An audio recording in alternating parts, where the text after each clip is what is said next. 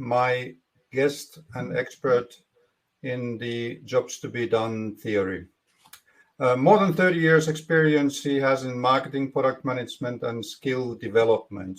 It's been 18 years by Microsoft, and with a focus of certification programs, learning programs, and marketing. He's got 6 years of experience as director of product management. He's a guest lecturer at the Rhine-Main University of Applied Sciences, and since May 2021, he is a founder and managing director of Unipro Solutions and has dedicated his time to jobs to be done theory, which I believe was originally developed by Clayton Christensen, a Harvard Business School professor. The Economist termed him the most influential management thinker of his time.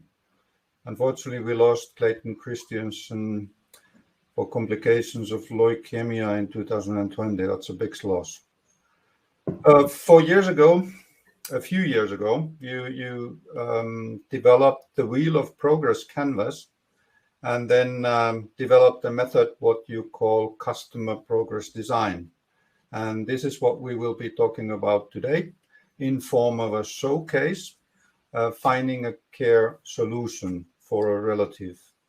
Now, this is a topic that many of us have dealt with or might have to deal with at some stage. So it's quite interesting, I believe. And I'm excited to hear more about what you were able to find out in the process. And you have also created a standard interview process, which we will come back to at the end of this session. So, Eckhart, welcome. Please join. Yeah. Thank you for the nice introduction, Mikko. You're welcome. I just turned on my camera. I hope you can see me now. Yes. Okay, excellent. Well, first, thanks for inviting me to do this second session. Months ago, we did another one on creating great value propositions based on valid customer profiles. And this one is a little bit different because it's more about how to create a strategy. And it's not just about how to create a strategy, but how to create a strategy based on customer data, because our goal is to develop a strategy that is customer-centric and not anything else-centric, which really doesn't make sense. So I'm really excited to be here and want to thank everyone for attending and kind of experiencing this showcase on finding care for an elderly one. So I have a few slides on just the introduction. Let me first forward to that.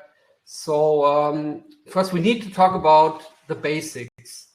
The basics in this case is the cycle of progress. So how do people make progress in life? Or we also could apply this to a business, or how to make progress as a business. But in this case, we're going to focus on a consumer case and want to experience and see how that works.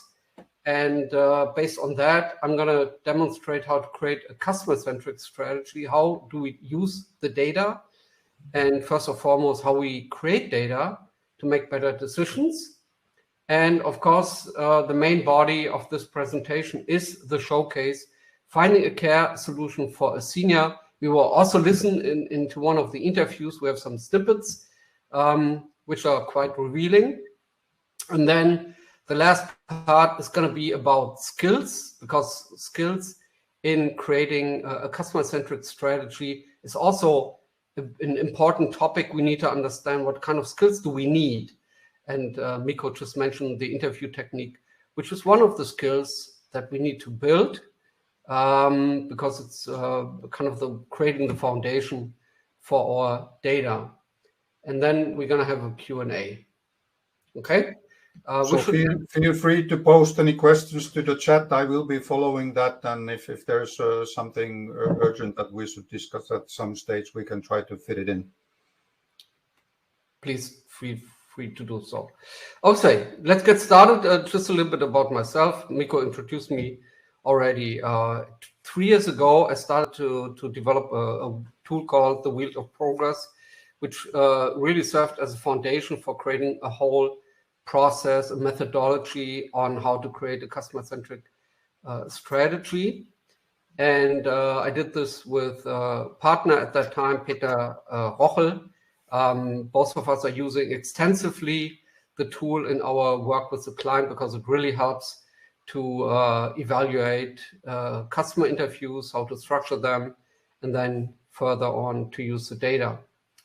So this showcase is about finding a care solution for a senior, like Mikko mentioned. So we are looking at this relationship between the relative looking for a care solution for an elderly one and the care provider. And there's a lot of pain. Of course, the needy, the one in need of care has pain because it's about him or her kind of leading a decent life. But it's certainly also, it's a big issue. There are lots of challenges for the relatives looking for a care solution for their loved one. And in many cases, there's a lot of procrastination kind of till the last moment when they urgently need something. They are waiting with taking the right steps, which is not good. We know all about that. On the care provider front, of course, they have to deal with people procrastinating, and there are lots of issues taking care of the elderly ones and providing them with decent care. And they constantly need to think about how can they improve the experience in their facility. So this is kind of the issue we will look at. The study was part of a training workshop that I did with an American client early in 2021. It was part of that training workshop. So it was not a real case. Clients really mind if we expose their data and their findings. So we had to use one that we did as part of a training class. We interviewed 3 people who were looking for a senior care solution for their in one case was a father, was a mother, and a relative, in-law. And the interviews took between 45 minutes to an hour, and there were 2 interviewers. There was one lead interviewer and the other one in the background asking additional questions. And the interviews were located in Southern California, in Greater Los Angeles area, and Arizona. And it's kind of surprising that you only had like 3 interviews, but I think you got a lot out of these 3 interviews. Is that right? We got a lot out. I can show the data later on. We count the items and got like over 300 elements, how we call it, out of these interviews. Impressive. Okay. So yeah, as I mentioned, we conducted that in January 21, and now we have to look at the basics. So how does a customer make progress in life? And we as entrepreneurs or as owners of companies, we can think about how can we support that cycle of progress. And it first starts, of course, with a thought that there might be something on the horizon that I need to change. There might be the case that something breaks a little bit, but it's not like too bad that I immediately need to run and fix it. But I see, okay, there could be then some change needed. And then a process starts with a passive search. So you're not kind of going immediately to Google and look for a solution, but it's more in the back of your mind. Okay, eventually I need to change something. And then typically another event happens, which we call the first event, that really moves you forward, that drives you to do active search. So then you reach out to friends, to Google, and see what is the solution space? How do I even phrase it? How do I name it? How do I find the right products? So the first event with this case would be like in an elderly person, something is, you kind of get the feeling that he or she is no longer able to take care of himself or herself, and then you start actively thinking about it. Is it? Exactly. We will look at some typical events that we found that really drive active search, and then when people actively search, they may not buy the product immediately. It's also maybe they may procrastinate, maybe on the back of their mind. But then something else could happen. For example, they get released. The loved one gets released from hospital and has no place to go really, because at home they cannot take care of themselves. They need someone else who takes care of them. And then we need to make a decision, and we need to make the trade-off, of course, which solution is the best one, which is the most appropriate one, which one fits my budget, are these typical questions. Who I trust the most? And then we hire a new solution. That's kind of jobs to be done language. When we think about buying, we think about hiring something. It could be also like a do-it-yourself solution, could be like some kind of a measure. I mean, could be anything that can help to change the situation, to help to solve a customer job. And then the last phase is like the experience when I bought the product or hired a provider. Then hopefully I'm happy, I'm satisfied. I'm not going to send it back. I'm not going to change the provider. I'm not going to kind of change back to the old solution. And then I form a new habit, and then I'm hopefully happy with a new experience, with a new product, so to speak. So now, as an entrepreneur, as a business, you can really take care of a customer when you deal with all these four phases, with passive search, with active search, with trade-off, with the experience, of course. You can build value propositions to help people find the right solution. You can create awareness campaigns to make people aware in the first place that they should not procrastinate. Procrastinating is really bad in your situation. The longer you wait, the more severe the problem is gonna be. And the question is, how can we specifically use data from our research to manage or to find solutions, messaging, marketing, sales, and the product or service itself, of course, and help keep people make that progress. And so what we build is, we can see these four phases, is a canvas. We call this the Wheel of Progress transmission canvas, because we are using the data as fuel for ideation, for all these four phases, to come up with better solutions or ideas for messaging. So we are going to support at the top left the passive search with some forms of communications, campaigns, whatsoever. We can help with the active search. We can help with the trade-off decision and experience. And how that's going to look like is like this. In how does a customer benefit from each of these quadrants, or help with these quadrants, and how are we as a business gonna benefit? So if we help customers become aware of an issue, to stop procrastination, we can help them to prevent harm and or regret. It does not always need to be harm, but if I'm in a midlife crisis and I kind of put off a new hobby that I dreamed of for my whole life, then maybe eventually it's going to be too late, and I'm going to be sorry, and I regret that I didn't kind of learn to ride a motorcycle or whatsoever. This is would be something that we could help with in the first quadrant, in the first phase of the customer entering the cycle of progress. In the second quadrant, it would be more aligning desired outcomes with the right solution. So what's a appropriate solution space for you? Can we offer kind of an assessment, or can we consult customers? Can we create some curated content with stories, how people kind of found a new solution? How can we be inspiring change in this quadrant?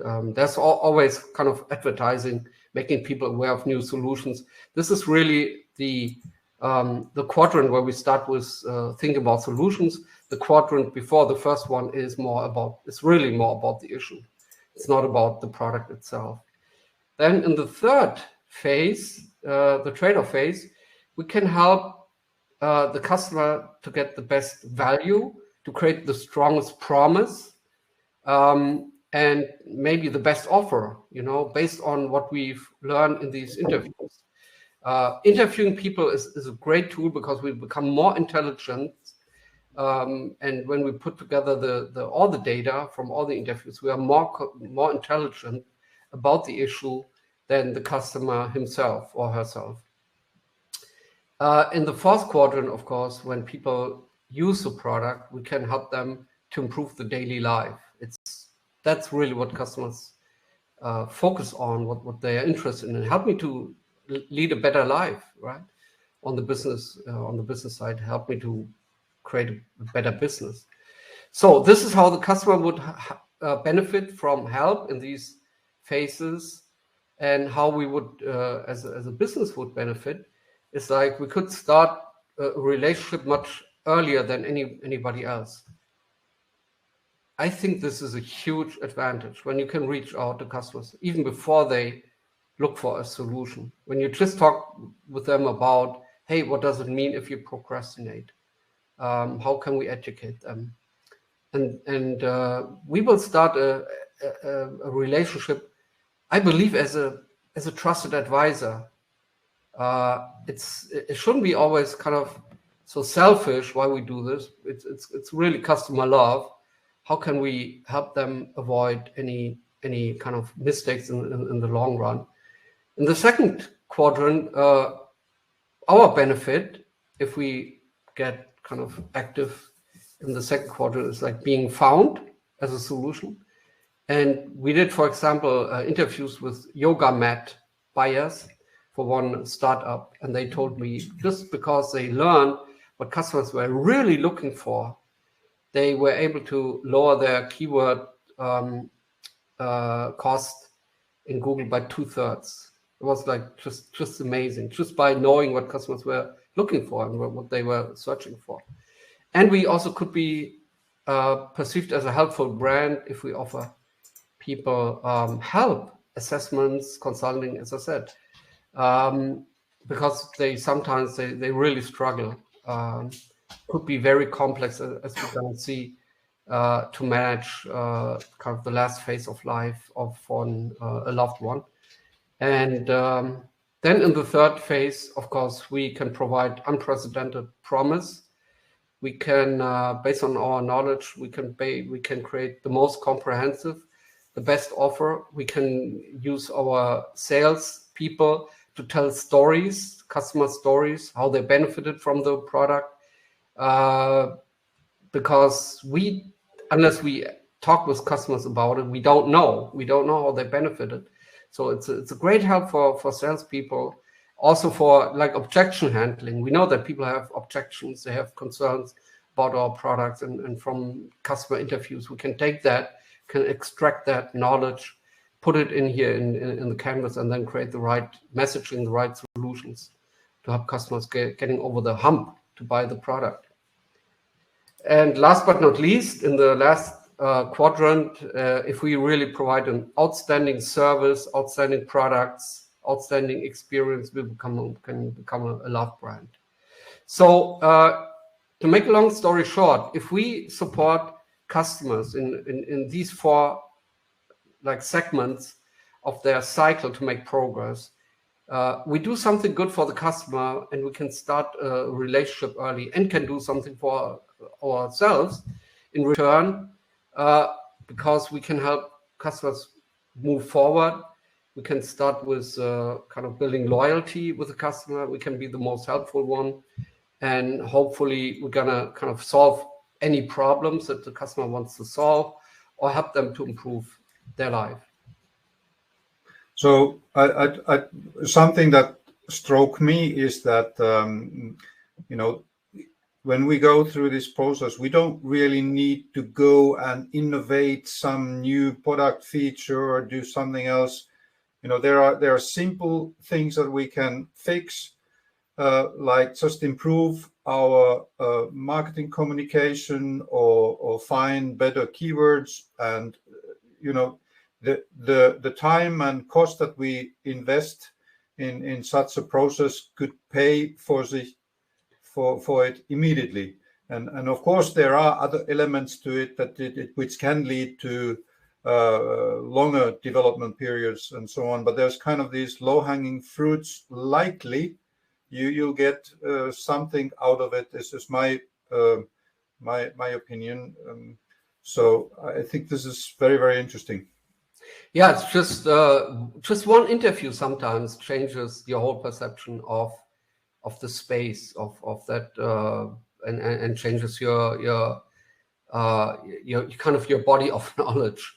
Yeah. Regarding one topic. It's you don't. Let's go ahead. We are eager to see the case. So. Okay. So yeah. So I'm gonna move on. Maybe the one thing is you see the gray areas where we can put in the data. We have very specific data from the research that we put in for each of these quadrants. So there's no wondering anymore. So what data do I need to create? What data do I need to put in here? And we are looking really for 12 elements. We call this 12 elements of customer progress design. We look for these so-called customer jobs, pains and gains. So what are the things that people want to do, either to do or to accomplish? And what are associated pains that they have with that, with doing this job, getting this job done? And what are the gains? What do they get out of it? These are kind of three of the elements. And we have, of course, we have some context elements, because we know customer jobs do not exist in a vacuum. And we specifically look at events. And the marketing folks, they really love events when they know what are the typical events, because they can use that data and around the events and be there and have the right channel, the right messaging, because they know what's going to happen in people's lives, because there are these typical events. We also look at constraints in the sense of what holds you back from making progress. We look at solutions, because we want to understand the breadth of solutions that people are hiring. They inform us about the customer jobs. And then we have at the kind of the outer space, forces and desires.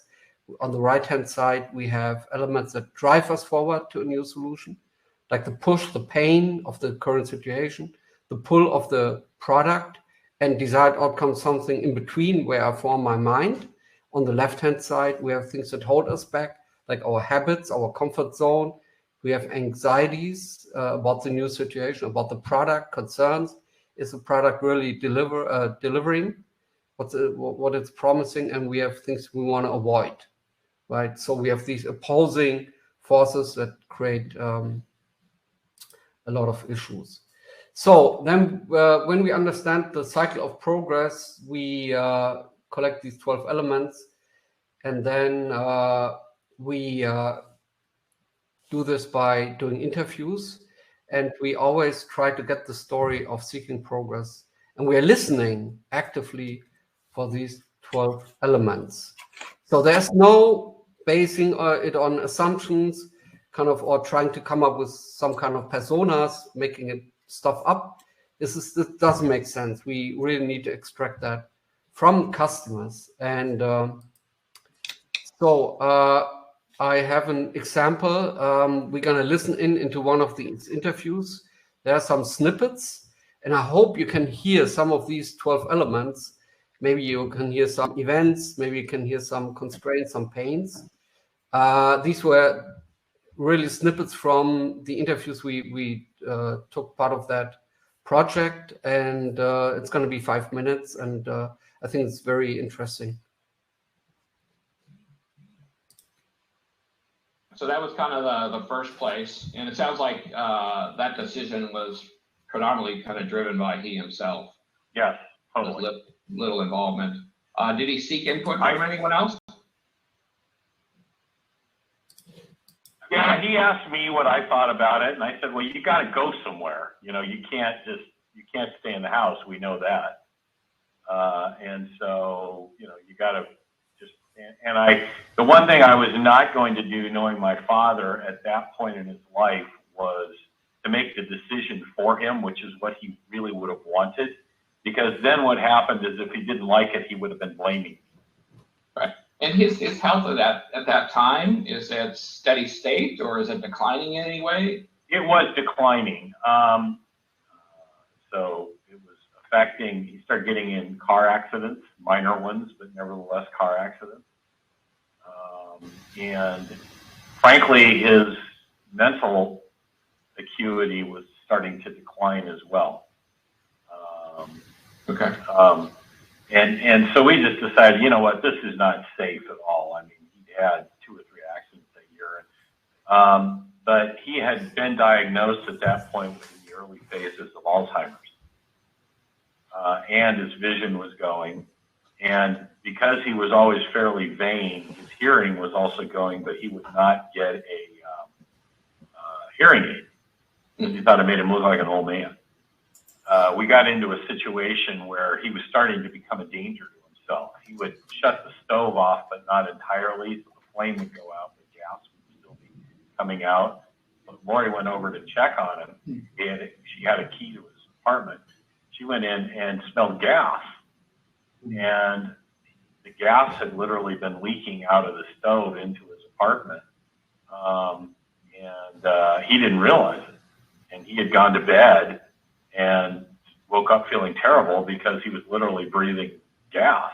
He also had what the doctors refer to as he went on the Alzheimer's diet, which is as his cognitive ability got to be less and less, he would forget to eat. And so he lost about 30 pounds in the course of about 2 months. Wow. It was at that point when we said, we got to get him out of here. So what kind of ended up being the tipping point where you're now moving to like the next phase of kind of where he lived? Well, as they say, when he started dropping all the weight, at that point in time, we realized, if he's not with it enough to realize he's not eating, this is not good. And he probably, seriously, he probably would have died within a month. What are you guys trying to figure out at that point in time as you start to look at alternatives? Well, the first thing we looked at is, we wanted to be able to get him in a place where he wouldn't outlive his money. Because with all of the health issues, they were relatively minor in terms of compared with, well, let me back up. His health issues, none of them were life-threatening. Right. And so, we had an expectation that he was generally pretty healthy and that he would be living quite a few more years. And so, we knew how much money he had, and so that was a big consideration was, how long, what would the burn rate basically be? What are you guys trying to figure out at that point in time as you start to look at alternatives? Well, the first thing we looked at is, we wanted to be able to get him in a place where he wouldn't outlive his money. Because with all of the health issues were relatively minor in terms of compared with, well, let me back up. His health issues, none of them were life-threatening. Right. And so, we had an expectation that he was generally pretty healthy and that he would be living quite a few more years. And so, we knew how much money he had, and so that was a big consideration was how long, what would the burn rate basically be? The people in La Crescenta said, we understand that cost can be an issue, and we have a lot of vacancy right now, so we're going to lower our price for you.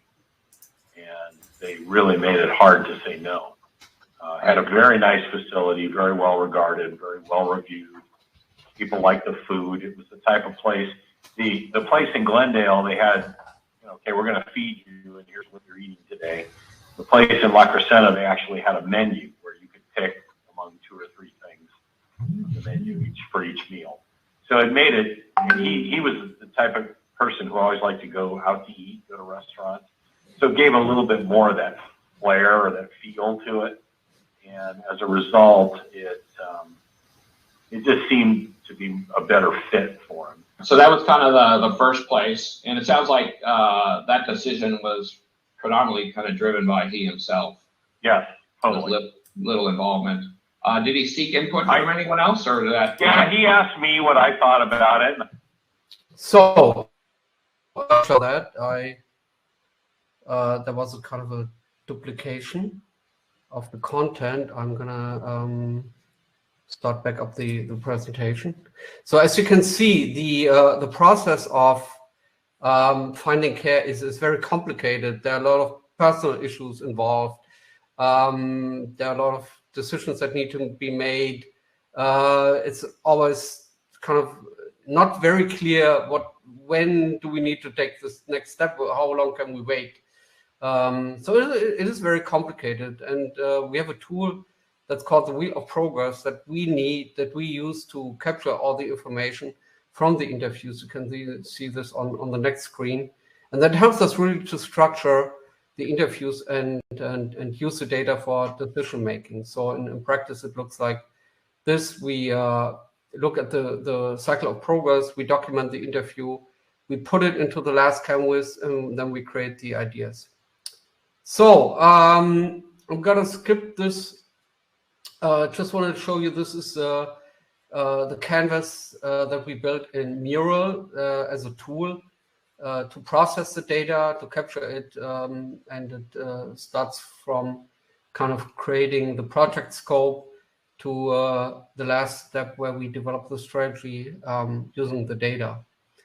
And I'm going to switch over, just bear with me in a second. I'm going to switch to the canvas, and then we can take a look at the specifics of the example. So while you're looking for it, let me think that I think that the key here in the process seems to be for me to ask good questions also. So how do you enable, or how can people learn how to ask good questions? How does that work? Exactly. So we need a certain set of questions that help us to find the 12 elements, and we need listening skills, in particular, to listen for these items, because we need to decide whether something is a pain, is a gain, is an event, is a constraint, is a customer job, and that's not always obvious. So we need to be trained about that. Can you see the screen? Yes. Okay, with a mural. Yeah, it's rather small, but yeah, it's an entire focus into entire process. So the first thing that you may notice is that we have, like in the second step, 6 wheels of progress, and we did 3 interviews. And I'm going to give you the reason for that, because the guy that we just heard in the interview, he talked about 4 cycles of making progress, not just one. We asked him about the most recent one, but he kind of went back into the past, and we discovered there were like 4 discrete cycles that he went through. So that's why we created, out of the one interview, 4 cycles of progress, and you can see a total of 6. So let's dive in. Let's see how we're going to start with the process of creating the data. We always start with making kind of assumptions about the customer jobs, the pains and gains. In this case, our hypothesis is, or starting point is, like getting a care solution in place for an elderly parent, relative, or in-law. And then kind of based on our own experience, what is kind of the benefit when we do this right, when it's going well, what also could be painful. We heard about kind of the fear running out of money.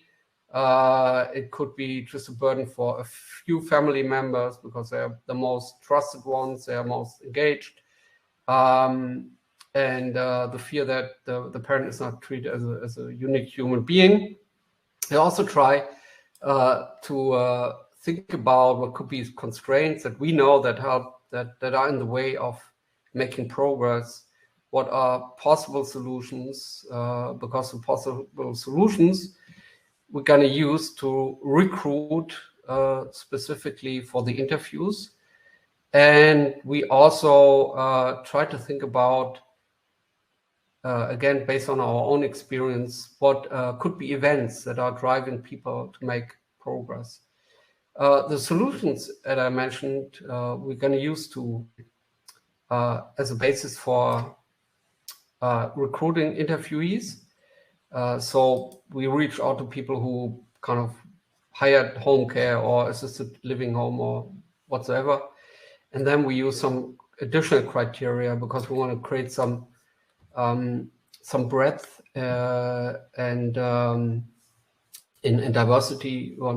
We use geography, relationship status, and gender as criteria for recruiting our people for the interviews. And then we use this data to hire people, and then we create these interviewee profiles. And then we know, okay, we have diversity, we have the right people, because it's kind of, if you do it not right, the recruitment, then you may have kind of a lopsided response, and the data may be just skewed, which you don't want. Here we built the interview schedule. We did these in January of last year, as I said. And then we conducted the interviews and used this board to document the interviews. And as you can see, we have a color code. We have different colors for different elements. We use like green and red for like positive and negative feelings, thoughts and feelings. We have in blue like events. So first thoughts, first event is all blue. We use as constraints pink, as you can see. So these are things that make progress difficult. We have solutions. This is a bad example because it was one of the interviews that we pulled out of the massive interview, and here are some more solutions someone hired, as you can see. So different solutions. We have in yellow the customer jobs, and I'm going to talk more about these when we talk about aggregation. Customer jobs along with the gains and the pains, as you can see. So this was kind of the wheel of progress in a nutshell. It's a little bit more complicated, but it really helps to gather the data and to structure it for the next step, which is the aggregation. And I want to start with building a customer job map, which is super important because we need to understand what are all the things that people need to accomplish up down to the task level. And as you can see in the square boxes, we have the single items, and then we paraphrase them, we summarize them, and building a hierarchy of customer jobs. And there are some great questions that you can ask to help you determining is it kind of a higher level or lower level job. Is like going up, we ask the question why, and going down, we ask the question how. So it becomes more task oriented the kind of lower you go in the hierarchy. And we do have hiring jobs. In this case, finding care, hiring jobs are, I would say, at least as important as kind of the post-hiring jobs, when people really are covering the phase where people are taken care of in a facility. And kind of the main job is here, like extend a relative's life, and physically, mentally, all these things. And the most revealing and surprising thing is when you create these job maps, is that you realize, after pondering about it, what is kind of the purpose of all of this. Is like you can reframe it at like the 30,000 feet level. We call this a job at the highest altitude. And in this case, we started with the hypothesis, okay, the main job is finding care, but after we thought about it, we realized it's ensuring a senior relative lives in dignity during the last phase of life, which has a different meaning. So I'm going to stop for just a second, see if there are any questions or comments. Nothing coming from from there, but is the last thing that you said, that the job at the highest altitude, is that's kind of a is that the value proposition statement that could or what is it also? Yeah, it could also feed it's like the customer job at the highest level. If you do this right, you know you were successful, you know, but it has many elements, starting with hiring the right solution, as we can see, but also performing at the kind of doing it level. I mean, realizing a care that is provides this dignity during the last phase of life, of course. So it is complex, and we not always kind of, we want to keep this in mind, because this is what the client wants, this is what the customer wants to achieve, but we may only like apply for a subset of these jobs, maybe just one cluster. Maybe helping people to find the right facility. And we know there could be business models just based on helping people find the right solution. No, there are lots of portals that do this. But this is kind of at the job level, and then we build them back into aggregated jobs with their associated gains and pains. So here we have this cluster of customer jobs with pains and gains, and then we have a kind of we know what the landscape is of these customer jobs. But since we want to create data that we can rely on, we do this aggregation also with all other items. I mean, what's a case collecting all this data if you don't consolidate it, if you don't turn it into data? And we can see kind of the main point in the first thought is like beginning signs of dementia, which could have a lot of expressions, but they all pay into this thing of there are some beginning signs of dementia.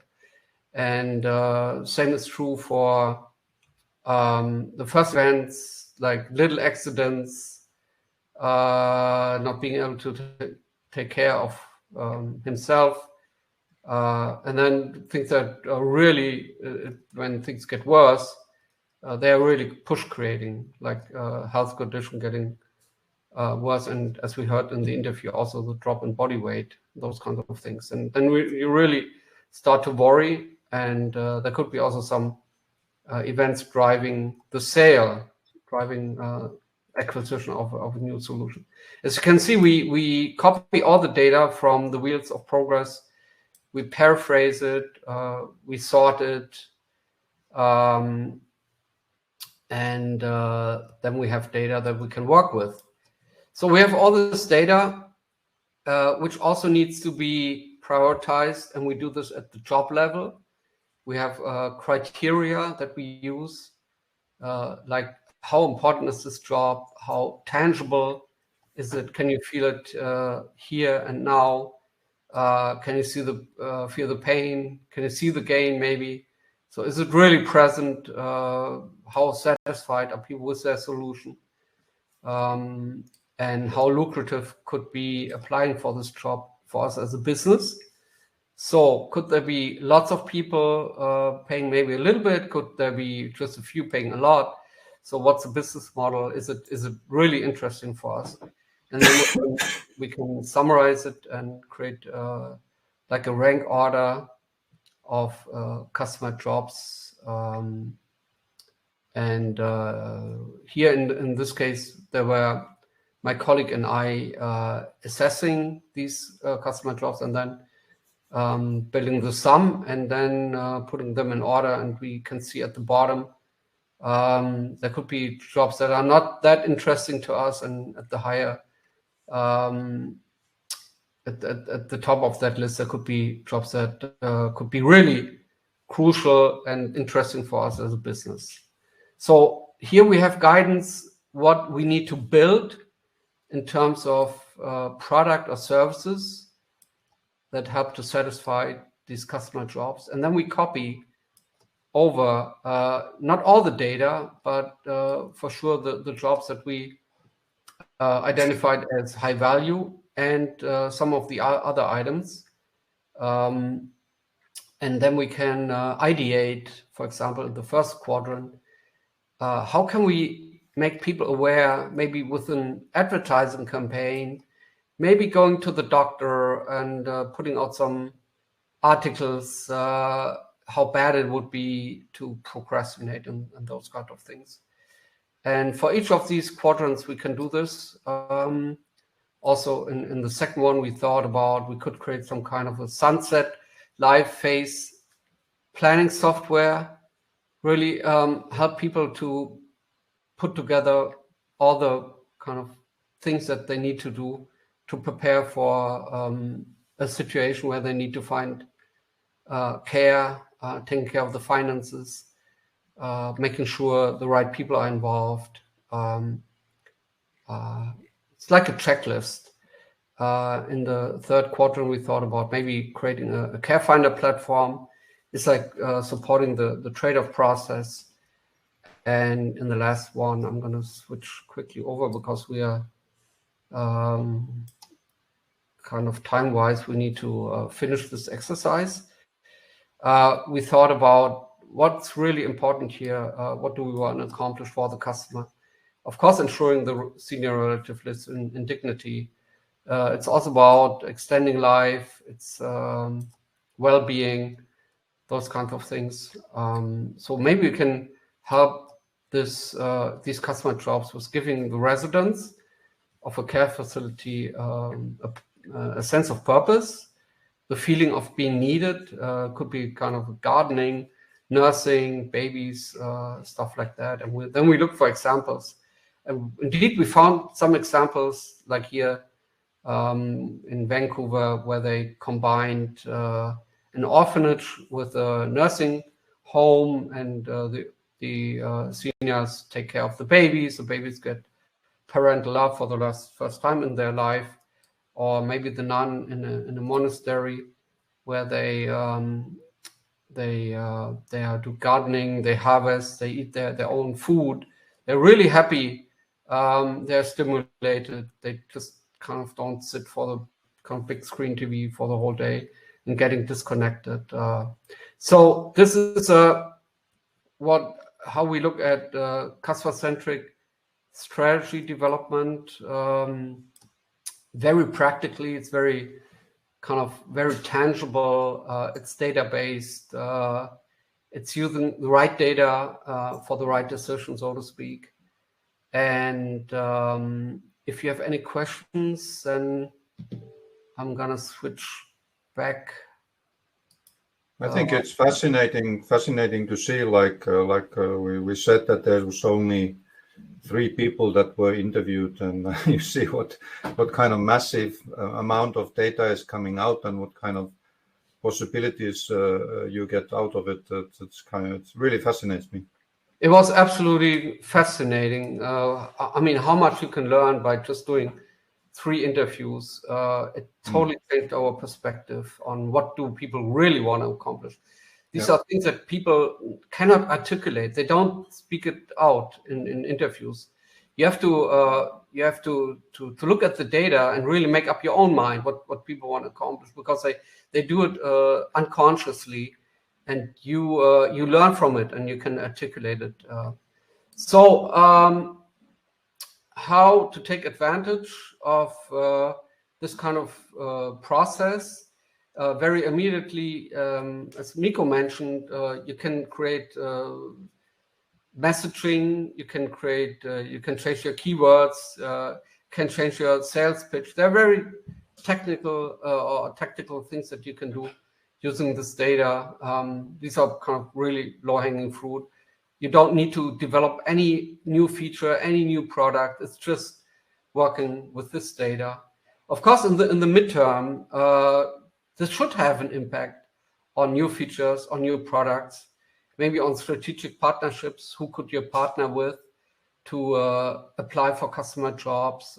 Just putting it together, as a solution that could be tremendously helpful. And also, in the long term, when you think more strategically, what you could do is building a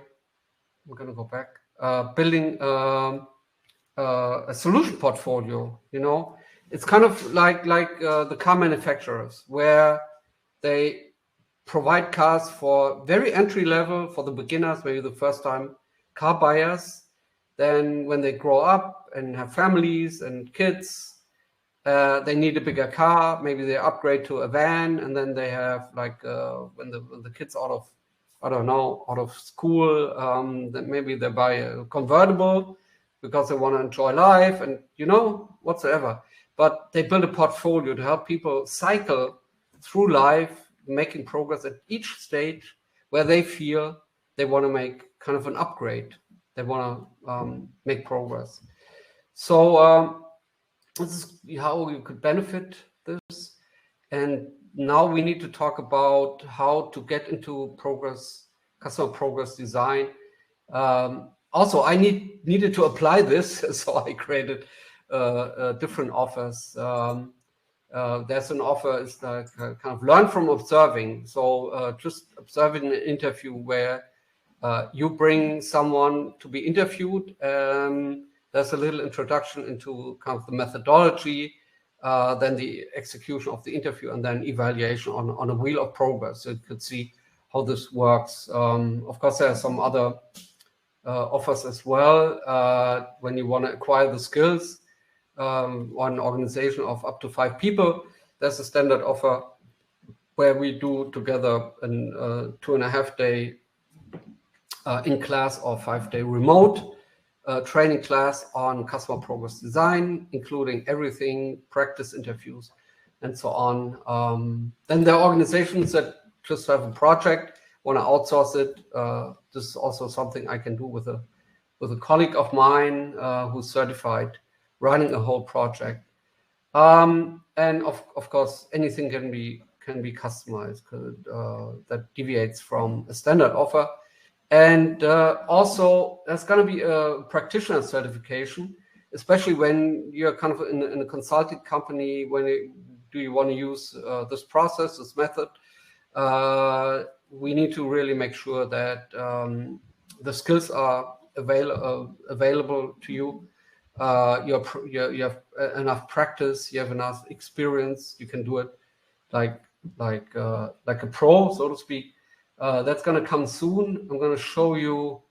Can you shortly go back? I have a question to the previous slide. So if we take the example that you showed about the elderly care, where would that kind of project fit into this offering?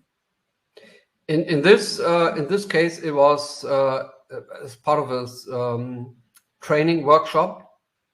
So it would be learn and research. I stopped doing just workshops because, you learn some skills and some knowledge in a workshop, but not the practical part. And this is really where it gets kind of crucial, is getting the experience, getting coaching, because it looks maybe easy on paper to do the interviews, to evaluate interviews, to aggregate it. I'm going to show on the next slide what the skill set is. It's a generalist skill set, and that is kind of, you need someone who helps you to acquire that. But yeah, my kind of straight reaction to this is that, you know, the case that you show us how much information we can get out of there. Even, you know, if I look at the more expensive offerings here, it's a small investment for, and you get a lot of value for your money. So I think this is really interesting. Yeah, on average we get 113 items or elements out of each interview. So when you do like just 8 interviews, you have like you can end up at like 1,000 items, which is real data. I mean, we aggregate it and then we harden the data. But yeah, absolutely, it's very kind of very helpful. And just to let you know that if you're interested in becoming certified, that's a certified customer progress designer. And of course, it has to do with orchestration, moderation. You moderate the whole process. You're kind of the guy in charge of it. There are all these skills necessary. I'm going to let them fly in. It's a very diverse set of skills, from like analytical skills, from interviewing skills, also being able to abstract facts, to articulate those in statements, also entrepreneurial thinking. It would be, I would say, something that is very related to like a chief customer officer, or in some cases also product managers sometimes are in these jobs, and they typically pull in like the experts. People can help with the interviews. They can aggregate people who have to aggregate it. So pulling in different skill sets. Also, in the last phase, it would be like creative people who can come up with lots of ideas how to solve for these customer jobs and all those kinds of things. So as you can see, it's a great skill set. I believe this is a great skill set for the future, where you can really practically help people to become more customer centric and not just use it as a buzzword. So make it real. The process looks like this to become certified. It would be taking the learn and research offer, so getting some experience under your belt, then leading a project under supervision and coaching, and then getting certified. It's like these. There's no certification exam. It's just me coaching through the process and giving tips and so on. And we don't want to leave you there. If you're interested in kind of getting into customer progress design, Miko and I, we thought about what can we offer for anyone interested in, and you know, the entry offer is like doing this joint interview. And we have a 2-week sale. The regular price is like $395, but until mid of July, it's going to be $350. So you're going to save like 10% roundabout. And the workshop needs to be completed by end of September. So we have a quarter of a year, 3 months to do the interview. So there's no pressure to have the interviewee right there. You can think about a project and can try it out. I think that's the main benefit. To try so how could, if somebody would be interested now, and this could also come a case for those who come for the replay, you know, so how can you get this? Just send me an email and say, hey, I'm interested. Can I buy this? And then I'm gonna issue the invoice, and then we can. Okay. And what is the email address? Yeah, it's my email address. I don't know if you can see it. It's a bit behind that image. That's why I was saying. So maybe you can type it into the chat, or I can type it so that we have it available. But I'm sure Yeah. people will find you or me. Exactly. Anyway, if you want it, I could get your email. Oh, I got it. Got it. You got it? Yeah. Okay. Okay. If you need more information, just go to my website. Also have a YouTube channel, and we are up at 6 o'clock. But I'm going to stay on for any questions. Are there any questions? Okay. No. As I say, not at the moment, but like I said, there's going to be a replay, which will go out to be available tomorrow. And if somebody is watching this as a replay, please go ahead and contact one of us. Actually, I just realized that I forgot to introduce myself. I'm Mikko Mannila. I'm the founder of Statis. I kind of always assume that everybody knows who I am, but never know. Could be that some people would also join these sessions and they don't even know who I am. So maybe I need to change that and make a little introduction of myself in the beginning as well. Right. But I'd like to kind of what stuck to me is a lot of things that stuck to me. I liked very much the kind of the what came out of this was that there's some low-hanging fruits, like the marketing message, which we can improve, the keywords we can use, the sales pitch we can improve, so the marketing and sales could easily from this kind of a workshop create an immediate effect that could have a effect on the bottom line. And what I'm a big fan of also is strategic partnerships. So you could, if you are an elderly care home, you could reach out for kindergarten or the nuns or whatever you have available and try to figure out some common offering. And then, of course, the long-term thing is building a solution portfolio. That takes then a lot of, that might take months and years to develop that, but also those would likely come out of this. And one other thing that came out from this, because I'm always thinking in terms of business models, is that something that came out of here is that maybe there's room for special consultants that are kind of between the family looking for the care and then the elderly home offerings, because it might be that you will not find the exact match right there where you expect it to be, but it could be that somebody specializes in matching those, helping to match them really, so that it could be a little bit further away or even completely on the other side of the country.